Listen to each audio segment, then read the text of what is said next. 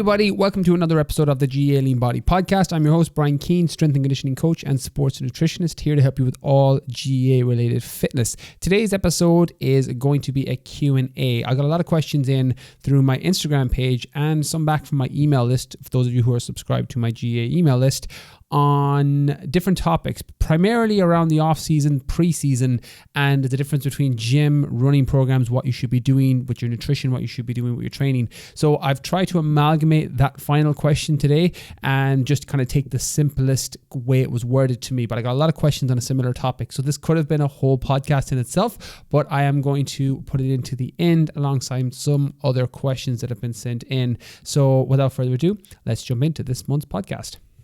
First question, Brian, what are the best gym exercises for GAA players? Okay, so I've touched on this question in the past when it comes to exercise selection, and my answer hasn't really changed, but given the kind of circumstance of the season and kind of coming into the off season ahead of pre-season in that October, November, December time, it's a little bit more cut and dry than if I'm answering this question midway through a season where games are coming thick and fast. So when it comes to gym-based exercises, there are exercise choices, things such as squats, potentially deadlifts with certain types of players or variations of a deadlift, either with a trap bar deadlift or a sumo stance deadlift, pull-ups, bench press, variations of push-ups, plyometric movements like plyometric or jumping push-ups or box jumps or tuck jumps. All of these exercises are very useful for a lot of GAA players.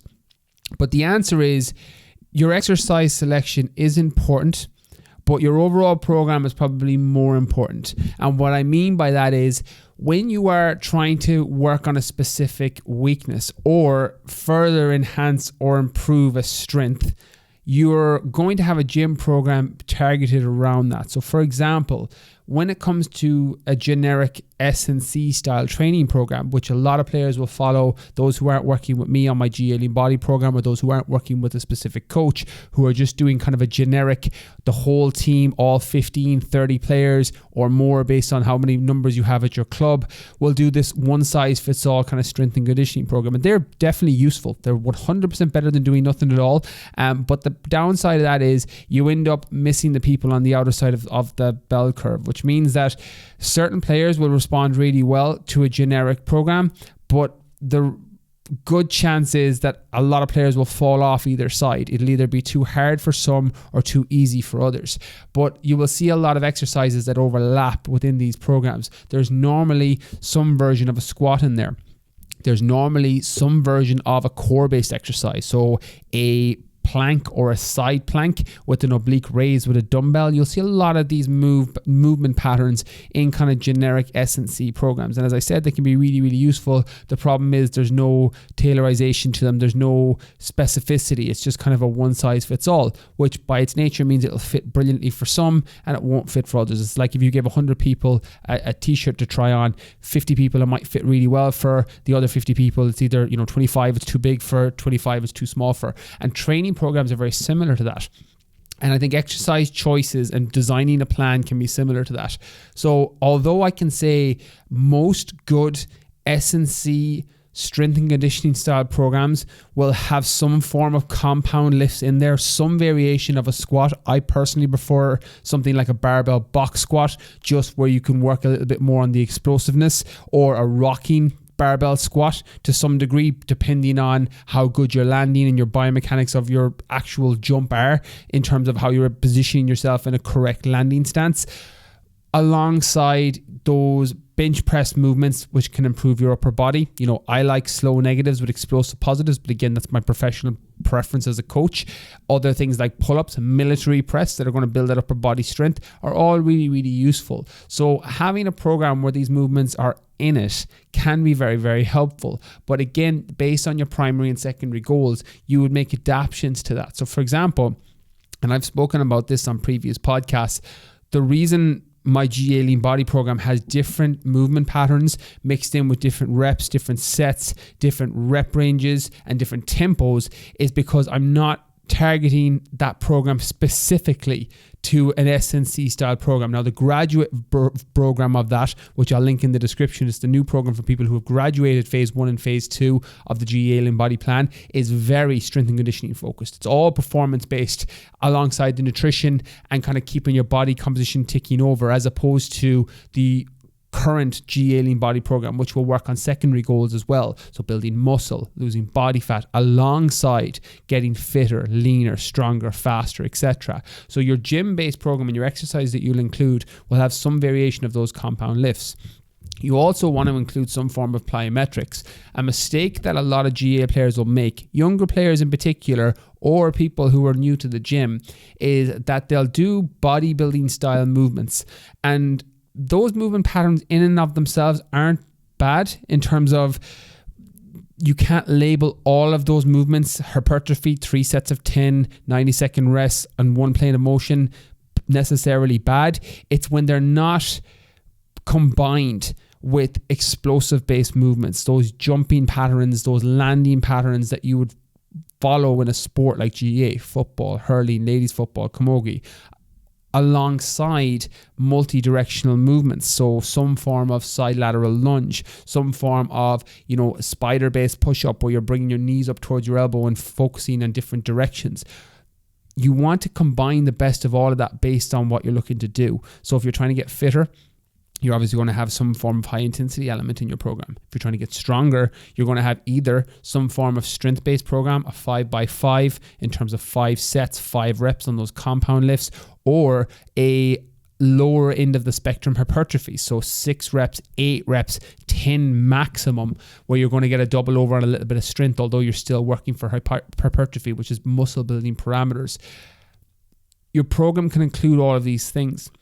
And then you include those exercises within the plan based on the goal. So what I would generally say to players is any good program will have a variation of those movement patterns for the most part. Again, it depends on your goal. It depends on the person. There's so many variabilities here, so it's hard to kind of just nail down. But what I can say as a general best practice is have some form of those compound lifts in there, have some form of multi-directional movement where you're moving in different directions, i.e. a side lateral lunge or some form of side jump, and have some form of plyometric in there. So clapping, push-ups, box jumps, tux jumps, etc. All those movement patterns can be really, really useful. And then how you design your program is either down to how you want to lay it out, or working with a coach who design that for you based on your primary and secondary goals. Again, it's really down to you at that point. So there's some of the best gym exercises for GAA players, and that kind of cuts across the board for most sports that follow that pattern: rugby, soccer, basketball, etc. Lots of cutting, lots of twisting, lots of turning, where there's quite a high level of fitness required based on your position. And even if it's not a high level of fitness based on your position, cornerback, corner forward, you need to be able to take off and sprint quickly. So your gym program will be a reflection of what you're trying to improve on the pitch. Next question, Brian, how can you stay the same weight but put on muscle? All right, this is something that I've covered on my other podcast, the Brian Keane podcast, quite frequently, because people get weight very confused. And normally I'll talk about the difference between weight loss and fat loss being two completely different things. Weight loss is reducing the numbers on a scale. Fat loss is reducing the amount of fat in your body. But muscle works quite similar. To increase weight means you increase numbers on a scale. To increase muscle, it means you're increasing the amount of lean muscle tissue on your body. So how you can keep weight the same but put on muscle means that you're reducing body fat, you're increasing lean muscle tissue, but your weight is balancing out. So let's say, for example, you have X amount of lean muscle tissue and you have Y amount of body fat and you're 80 kilograms. If you come back and you start following a resistance style program, a strength and conditioning style program, you start looking at your nutrition, your sports nutrition in particular, in terms of good quality foods, effective carb loads, hitting daily protein requirements, what you could find after 6, 8, 12, 16 weeks is that your weight actually doesn't fluctuate at all, but your body composition completely changes, because your fat levels have reduced and your lean muscle tissue has gone up. So that's where body composition comes in as the difference. And some players I've worked with, and this has happened, I've worked with so many players over the years, it varies greatly person to person, normally depending on the amount of weight you have to start with and current nutritional protocols that you're following. So for example, if I start working with somebody who has a little bit of weight to lose and they're eating, not loads of processed foods, but a lot of salt-laden foods, a lot of, ready-to-go foods, takeaway once or twice a week. All of these things, once they either reduce them, remove them, or substitute in quote-unquote cleaner alternatives, we'll see a dramatic weight drop. And that's not that their fat levels have reduced greatly. It's just that their weight has dropped because they're not consuming as much salt. They're not eating as much processed food. They're now, feeling fueled, and their fiber content is higher, and they're feeling better through the day, and they're hitting protein requirements, and they're moving more, and all these things that come with, improving digestion and moving that food through your system, which all impacts weight. It doesn't necessarily impact body fat, although it does as well, but it greatly impacts weight. Whereas I've had other people who will remain the exact same weight for the entire duration of a program, 6 weeks for phase 1 of my GAA program, maybe 12 weeks for phase 2 of the program, but they will look completely different. They will see a drop in body fat, they will see an increase in muscle tissue, but their weight will remain the same. Now, what you have to identify as a GAA player is, what is your goal? So if you want to stay the same weight and you want to improve and increase, lean muscle tissue, then you design a program around that. Now, this is where your nutrition and your training going to go hand in hand. One of the reasons that I don't work with players on just nutrition and I don't work with players just on training is because they work hand in hand together. It's very difficult to design a training program for somebody without taking the nutrition into account. And it's equally difficult to take nutrition and design a nutrition program without taking training into account. It works in both ways. And when it comes to your goal and getting clear on what your goal is, if you want to stay the same weight and building muscle tissue, that means that you need to keep your calories high enough. You need to kind of add in a resistance training program, and you need to offset some of those calories with the pitch-based sessions that you're doing, or gym-based sessions based on the time of the year.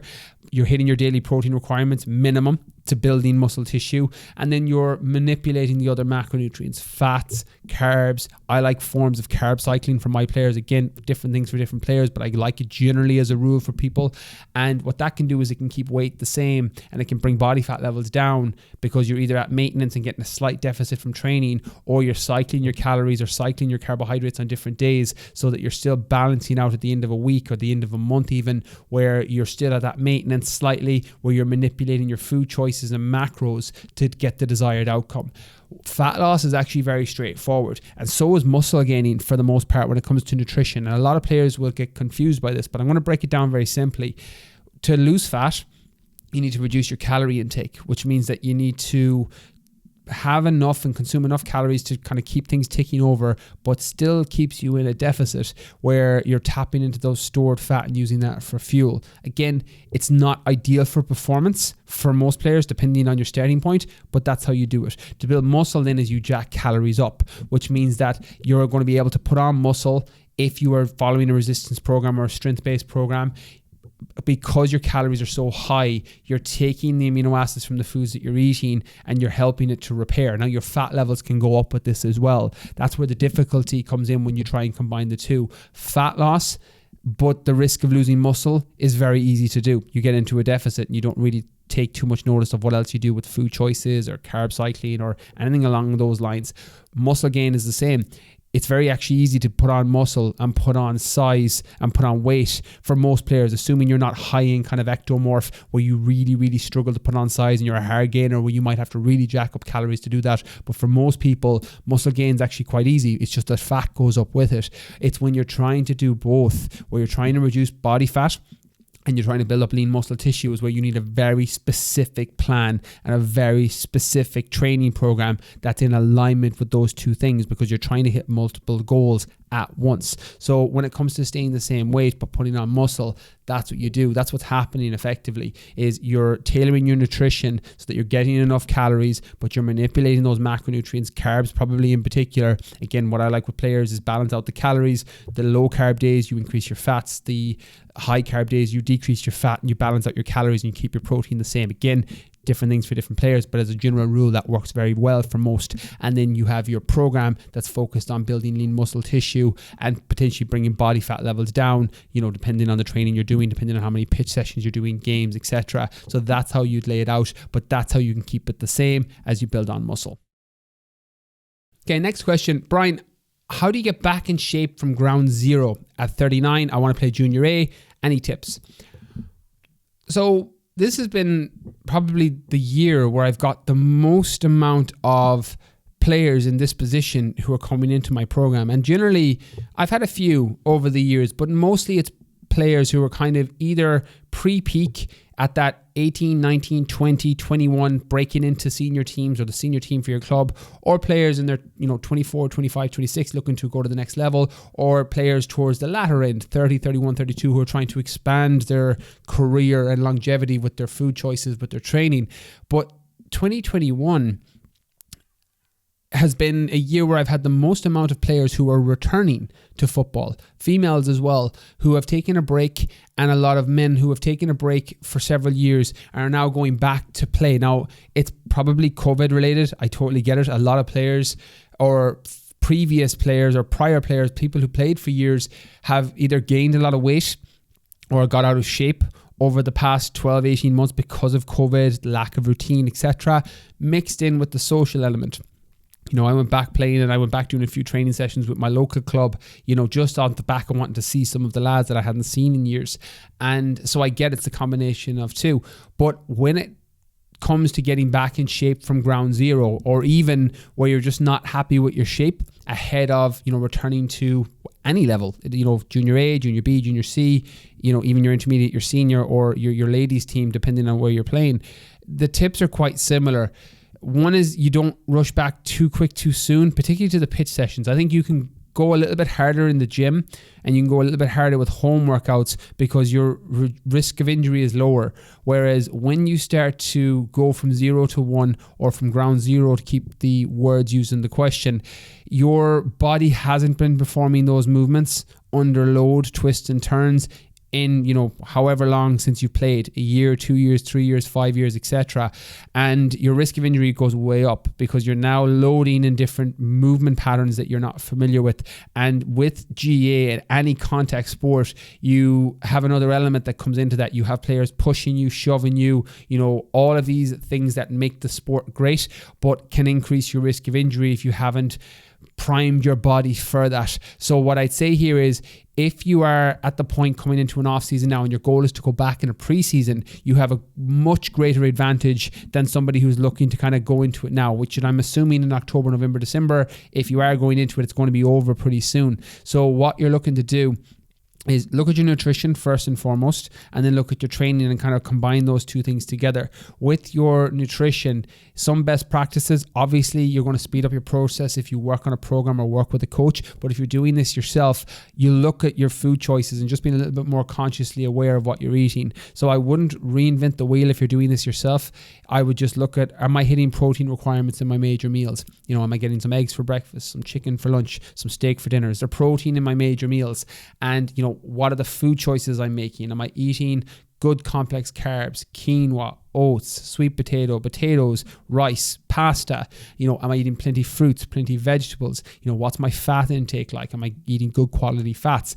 Avocado, nut butters, olive oil, etc. So you're looking at your nutrition. You're not really calculating anything. You're not going crazy with calories or macros or anything like that. You're just making some conscious food choices that can kind of help fuel your body and give it energy. And then you take that energy that you've increased and you've improved on, and you plug it in to a training program that's in alignment with going from ground zero back to a level where you're going to be able to feel comfortable playing. So there's lots of different ways to do this.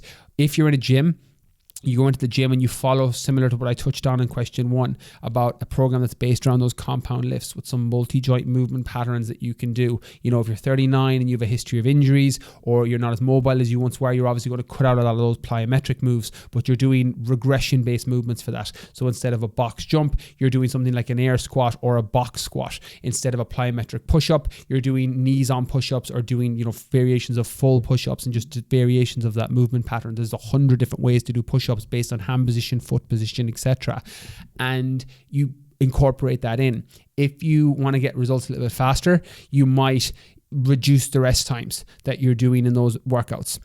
You might start pairing workouts together and pairing exercises together, so that you're getting a good bang for your buck within the time limit that you're in the gym. If you're training at home, body weight wise, you're putting in movement patterns that are going to give you a good bang for your buck in terms of your fitness levels. So things like push-ups, burpees, air squats, these movement patterns that are quite good calorie burners and quite good at getting fitness levels up quite quickly. So you might incorporate it in, or you'll mix it with the running program, which I'll come on to in the next question. That you start slow, you go out and do a 1 kilometer jog or a walk jog, and then you gradually build that up until you're doing potentially some intervals where you're sprinting in between, or you're doing some longer distance. I generally don't recommend going over 5 kilometers at any point for a GA player if performance is your goal. Just it's unnecessary for the most part in terms of what else you could be spending your time on, especially if you're 39 or someone with a history of injuries, ankle, hamstrings, knees, etc. It's just the return, the point of diminishing return is just not worth it for the majority of players unless you love to run and you have a secondary goal of running a 10k or a half marathon, etc. So that's how I would look at getting back to it, and then ease yourself in slowly. As I said, if you're doing this in the gym or you're doing it at home versus jumping straight into the pitch, you have a little bit more leeway. You could probably go straight into 4 or 5 days if you decide to, and not overdo it, assuming that you get your nutrition right and your overall recovery right. Again, sustainability is going to be key. What can you do over the next few months if you're going from ground zero?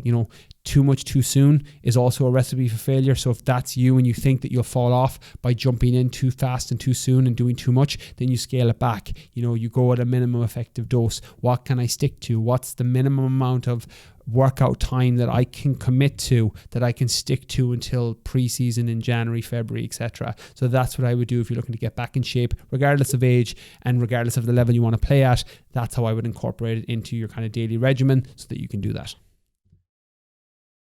And the last question, which truthfully probably could have been a whole podcast in itself, was what would your off-season and pre-season gym and running program look like? And I wanted to put this into kind of a Q&A format because there was a lot of overlap in what we talked about today.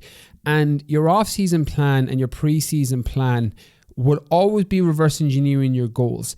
Now, as a coach and a strength and conditioning coach and sports nutritionist, I love working with players in the off season. It's my favorite time to get players because you can really start to mold somebody's physique or somebody's performance levels ahead of a new season, and then you tend to reap those benefits for the entire season the following year.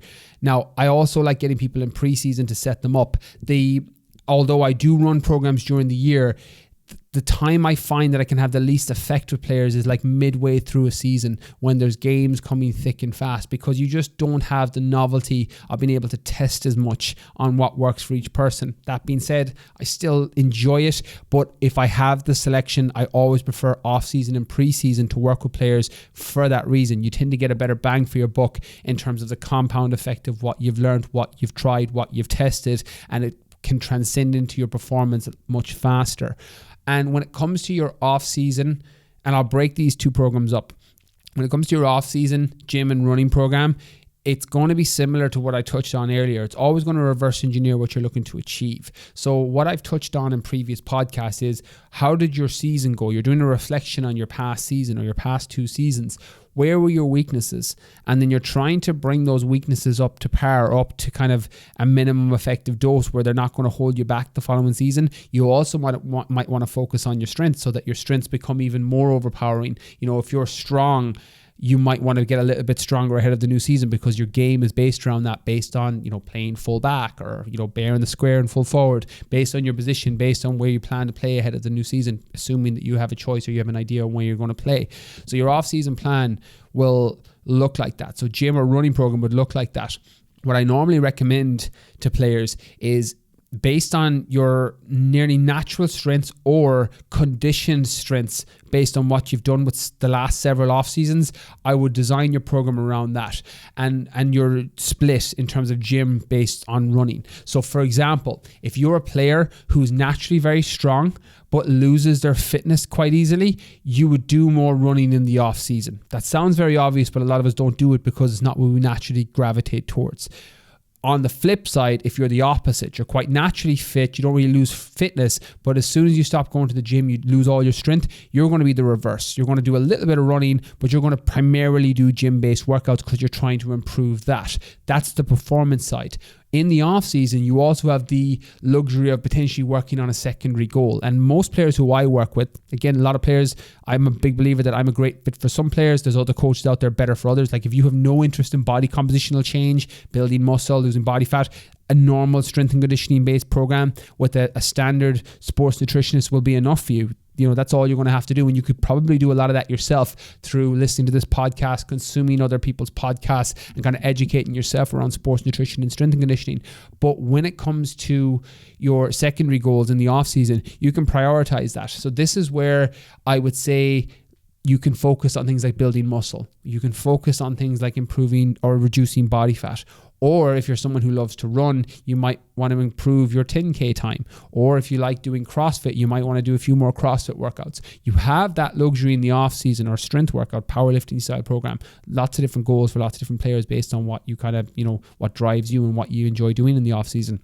You can do that in the off season and it will have minimum effect on performance because you don't have any games. Like you can smash it. I was chatting to TJ. I've helped TJ with a lot of his nutrition with Kilkenny over the years. He's been on this podcast, TJ Reid, and we were speaking about this, that TJ will very rarely do heavy squats anyway through the season, but it's free game in the off season because it doesn't matter. If you smash a heavy set of squats in December and it takes you 2 weeks to recover, you don't have any games, so it's totally fine. Whereas that risk to reward in the middle of a season is so poor. Not only can it increase your risk of injury from fatigue, but also it can decrease your performance. So you're making these calls in the season that you wouldn't generally do, that you can now prioritize in an off season if that's what you like to do. So that's how I would design the off season program. Pre-season then is going to be similar. The only difference is you have less luxury with the experimental side of your training. And what I mean by that is when I mentioned the heavy squat session, or I mentioned CrossFit, or I mentioned bodybuilding, or I mentioned really focusing on building muscle or losing body fat, those secondary goals nearly need to be properly secondary goals in a preseason because you're starting to get your body ready to return to the pitch. And a mistake a lot of players can make is they run that secondary style of training that I've mentioned based on what you enjoy to do too close to their preseason returning to the pitch. And what normally happens is they get injured for the most part. Most players, they get injured. Worst case scenario, they get injured. Best case scenario is they just have a decrease in performance and it takes them ages to get going in a season. So you're still going to apply what I mentioned earlier on bringing up those weaknesses. Your gym running program, running split will look like, where do I need to improve? What do I need to do in order to improve my performance ahead of the new season? So with the preseason program, you're going to have a little bit more of a reduced load. You're probably not going to smash your workouts as much as you can in the off season. I have no problem with any of my players going to complete fatigue in the off season, provided that they're recovering with their nutrition, provided they're following the recovery protocols in the program, the rolling, the trigger point tension, etc. I have zero problem in the off season with players going out and absolutely smashing a workout and going to complete fatigue if that's what they want to do.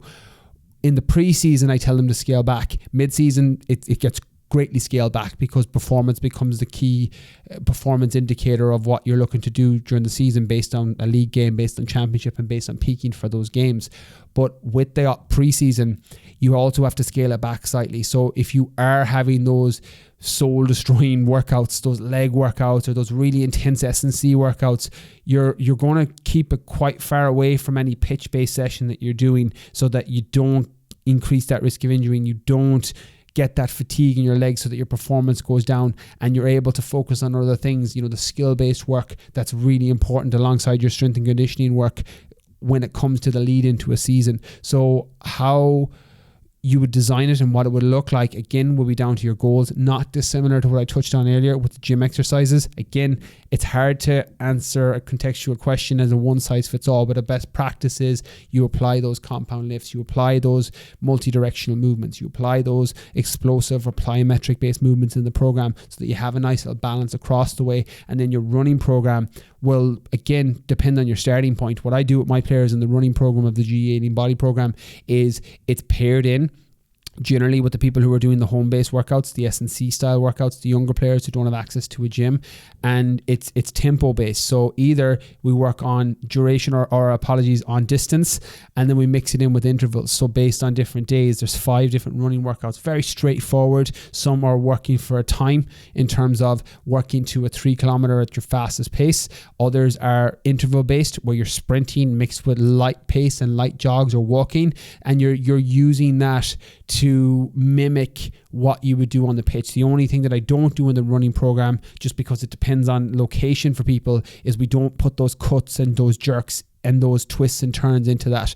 Partly because when you go back to the pitch, you're going to be doing a lot of that already and you don't want to have it overkill, but also you'll tend to get a straightforward progression, and it's easier to track your progression with the runs when you just keep them linear, i.e. you go in one direction for a speed, for a time, or for an interval, versus the twists and turns that can come. Now you can do it that way too, but you're talking a very specific running based program, and as opposed to just trying to bring your performance levels up, bring your fitness levels up, bring your aerobic capacity up, build your endurance up, build your even confidence up in terms of that you're returning to the pitch in really good shape because you've been doing runs and you haven't completely let that go throughout the off season. So that's how I would lay it out.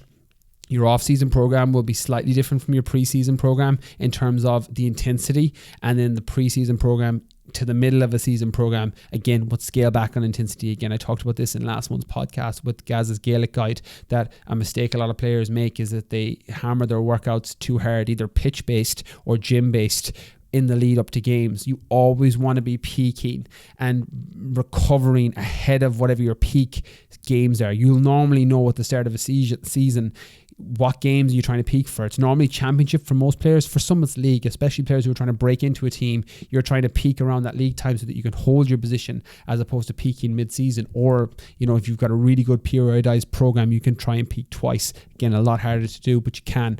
And so that's what it will look like. So you always want to reverse back your preseason program or your off-season program to what you're looking to do ahead of the new season. And then, as I said, focus on those secondary goals if you have them. Again, depending on, you know, lots of different players have lots of different things that they like to do, but factor it all in. You have that luxury in the off-season now over the next few months. Preseason, it becomes a little bit less of luxury, and then it's more or less gone midway through a season, but that's what it will look like. So when it comes to your off-season, preseason gym and running program, that's how I would lay it out.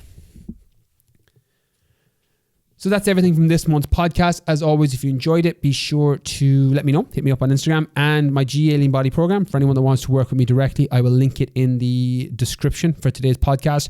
Also, the new GAA Lean Body graduate program is available for those of you who have completed phase 1 and phase 2 of the program. It's a brand new program that's very much specific to your strength and conditioning element of training.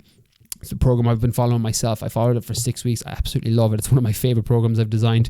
And obviously the nutrition and everything else, the coaching comes with it as well. So I'll put that in the description too. That's only for players who have completed phase 1 and phase 2 of the GAA Lean Body program. Normally I would recommend that you've done that for a whole season. So if you've completed that program, you've incorporated it into a season, and you want to move it to the next level for the graduate program, definitely click on that. And for those who haven't and just want to work with me ahead of the upcoming program, just click on the normal GAA Lean Body program in the link in the description. That's all from this month. Catch you all next month.